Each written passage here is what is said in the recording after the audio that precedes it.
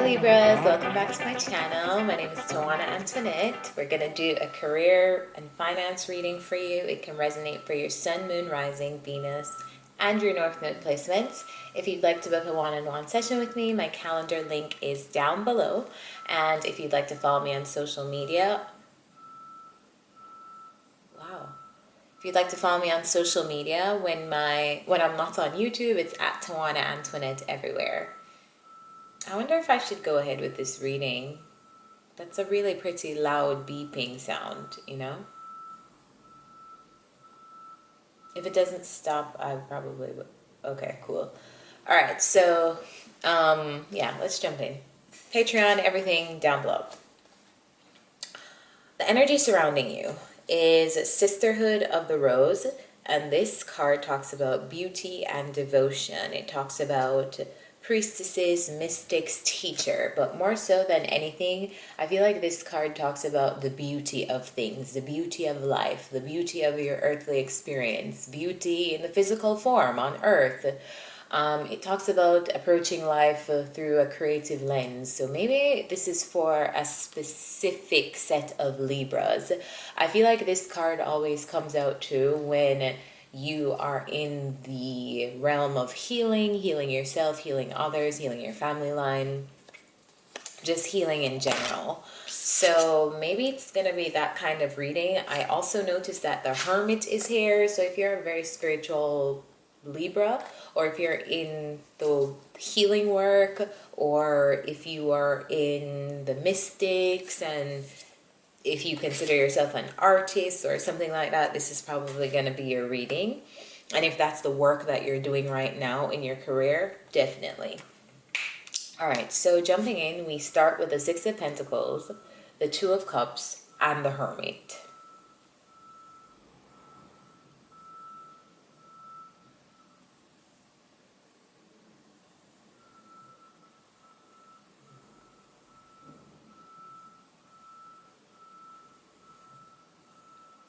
Everybody always wants to be out in the daytime. Isn't it a pandemic?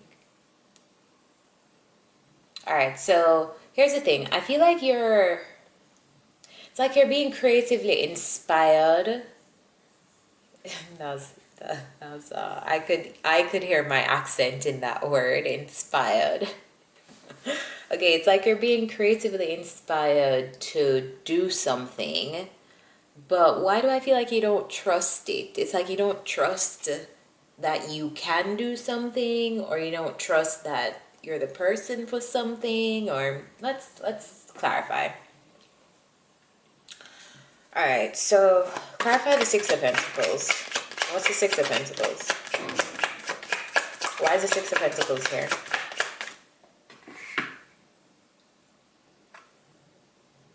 Starting the timer. Why is the Six of Pentacles here?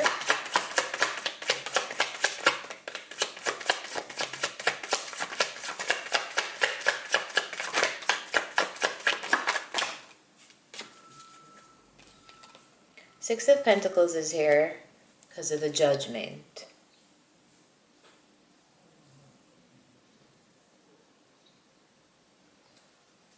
All right, so this talks about money and making a decision about money. I feel like maybe you want to action something, but you don't see a feasible, practical, tangible way to make money from it. And that's where I'm picking up. Maybe that's why you're so resistant to this thing. Clarify the Two of Cups. What's the Two of Cups and why is it here?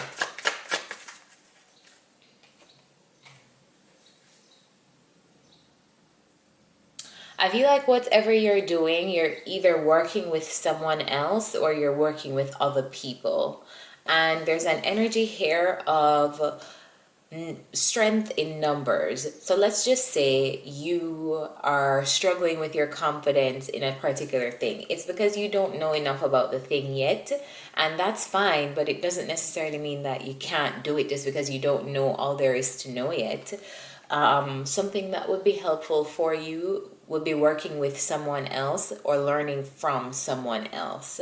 So that's the kind of energy that I feel like is coming out for you. I don't know what it is that you're working from yet, and I don't get the sense that it's a tangible thing, and maybe it's a concept in your mind that this reading is bringing forth and expounding on. But it's something that's trying to be birthed, and almost like your confidence isn't there yet, so you need to learn from other people, observe other people to see how they've probably actioned it. If this is related to you wanting to go into a form of healing, right? I feel like it's saying here that working alongside another healer, or working with healers, or observing healers, or being in those harmonious environments where you're able to like learn from another person would help your confidence in this area, because then you're learning from somebody who also had to learn from someone, you know? So that's the kind of energy that I'm getting from that. Why is the Hermit here? Clarify the Hermit. Why is the Hermit here? Hermit is here because of the Three of Wands. All right, so you're kind of sitting around and you're kind of waiting for something. You're waiting for something to happen. Maybe you got a calling. Maybe you felt like you had some kind of revelation on something, or you had some kind of awakening that you're meant to be in a specific area, right? I feel like you're here, and yes, you're in solitude and you're trusting your guides and you're waiting. But it's kind of like an energy of your ships aren't going to come in unless you like go out there and action them. I mean, they're coming, yes. Whatever is meant for you is going to be for you regardless. But it's this energy, I feel like, okay, enough now. Come out of the Hermit mode. It's time to start actioning. Give me one more for the Hermit. There we go. I knew I wasn't wrong. Queen of Wands talks about actions, talks about building your confidence, talks about go-getter attitude. This Queen of Wands is the bold leader, the bold, confident queen. Like, she's going to be the person to go out there. And it also comes out a lot in career readings too, when you need to go out and get something. It's almost this energy of it's not going to come to you. You have to go out there and claim it too. So I feel like if you've been in a Hermit energy and you've been feeling like, okay, I feel like I'm being called to a thing, but I'm leaving it up to the universe to like bring it to me. Yes, the universe is bringing it to you, but you also need to help the universe by going out there and doing stuff to meet it halfway. Why is the Seven of Wands here? Why is the Seven of Wands here? Seven of Wands is here because of the Hierophant. So you may have an aversion to people's perception of you, right? If it's one thing you know, it's that people project. And people often project when they feel uncomfortable, and they want you to also recognize that they're feeling uncomfortable. So if there's an area in your career, and I'm going to go with the same healing thing again because we've been on that topic, we've been using that example. Let's just say you want to be a healer. It's almost like you're kind of protecting yourself because you realize that many people may not view you in this way or see you in this way. And so to block yourself from their projections, you're kind of like keeping it over there, which is good. That's good. But also don't like block yourself off entirely based on how people perceive you. You know, the thing with projections is as long as you are aware of them, you can return them back to sender. And I spoke about this on my Twitter recently. The act of just calling a projection for what it is, naming it, and deciding that you just will not engage in that person's projections of you.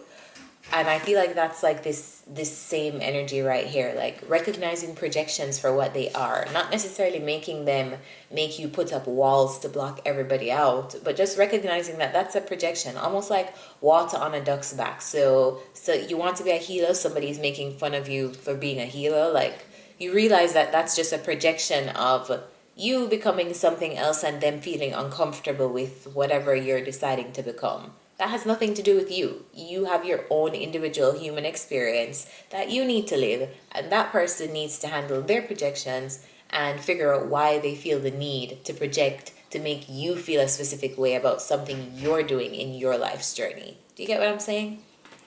So that's just that energy there to be mindful of. Why is the Seven of Cups here? I'm not going to take this because I felt like it just fell out. Why is the Seven of Cups here, please? Why is the Seven of Cups here?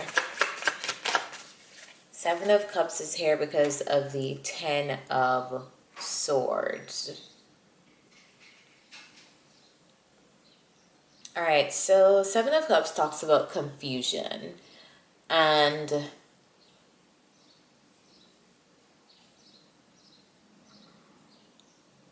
it's almost like an energy of don't be defeated before you even start something.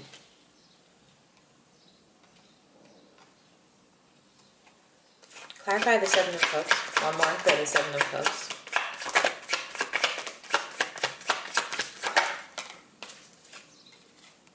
Seven of Cups and the Emperor. Yeah, so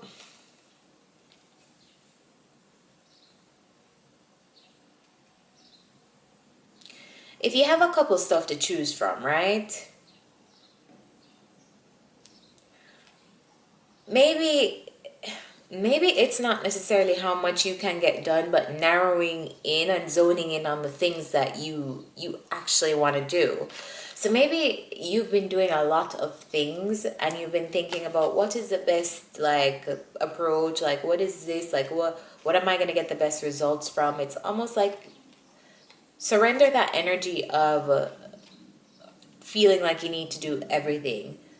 Clear your head and choose a specific thing that you're going to go with based on what you're called to. And I feel like you know what you're called to through this Sisterhood of the Rose energy. I feel like you know what like it's kind of like you're naturally good at something and you enjoy it, but you don't know if it's going to make money. And I feel like because of that, you're like, oh, what am I going to do? Like, maybe I can't do that. Maybe I'll do something else. But you being in this energy of this is choosing a bunch of stuff is putting you, it's like defeating you before you've even started doing this new thing. Because then you're like in this space where you're talking yourself out of the ability to do something before you've even started doing that thing. So this message is to just take control of the confusing energy that you put yourself in, where you're evaluating a bunch of options when you know the thing that you want to do. If you know the thing that you want to do, there's nothing stopping you from choosing it and attempting to do it. The only way you'll kind of figure out how this thing will be is if you actually do it, which is why you have the Eight of Wands right beside that. Like, and this has come up for a lot of the air signs, and I think it's because you guys have heavy thinking energy, strategic energy. I'm surprised the Queen of Swords or the King of Swords hasn't come out yet, but it's almost like coming out of the ideation phase, coming out of the strategizing phase, coming out of the, oh, this, I could do this, or this, I could do it this way, or I could do this way, to start doing something now. Like, now it's time to do. Clarify the Eight of Wands. See, like, you don't want to do it. You don't want to do it because you're thinking about all these other things. Will I fail? Will I this? Will I that? Will I look like an idiot?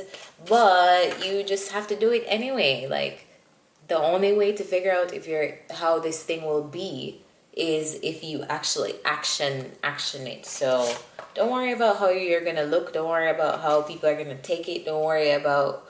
The only thing you should really be concerned about right now is you.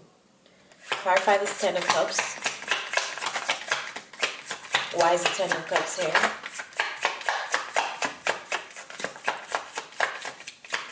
Why is this Ten of Cups here?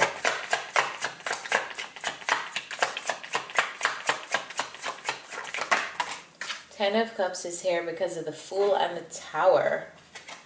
Alright, so whatever this thing is, I feel like it's going to make you really happy when you actually do it. It's going to make you really, really happy. And also there are going to be challenging moments. It's kind of like a risk that you just have to take on yourself. And there is no easy way to take a risk. You just have to take a leap of faith. You just have to know what, it's kind of like calling things to what they are and bringing them into your awareness so you can move through the fear. And that's what I feel like you're going to go through. Once you start doing this, you're going to just be able to move through the fear of how you're perceived, the obstacles that you'll face. Like, it's a fool's journey, and a fool's journey is notorious for not knowing what the results will be. But this fool knows that he's going to take this journey anyway, because it's his. This is the first card in the major arcana, first card in the tarot, and it talks about going on a journey, and it ends with the world. And this fool is knowing that he's almost like falling off of the ledge, but he has the utmost faith that he wouldn't be led astray by his guides, his spirits, his ancestors, God, source, whatever you believe in. So it's kind of the same energy that you need to adopt, like, okay, whatever this thing is would not have been put inside of me for me to fail. So I just need to have faith in myself, have faith in my own journey, have faith in whatever obstacles that I will face, that this is directing me to my higher self for my ultimate happiness. No matter how scared I am, no matter how stupid I think I look, or whatever the case is. Let's get some advice. Remember to hit the like button, and subscribe if you have not, so you can know when new readings are out on this channel.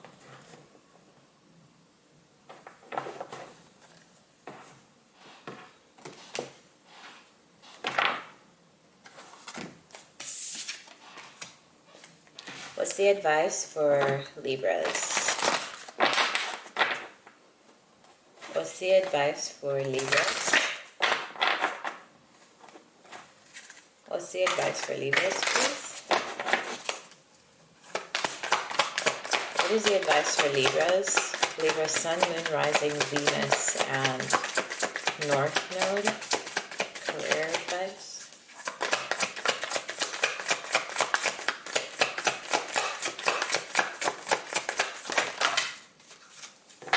I'm going to take the one that came out face up, which is peace. And this is card number 23.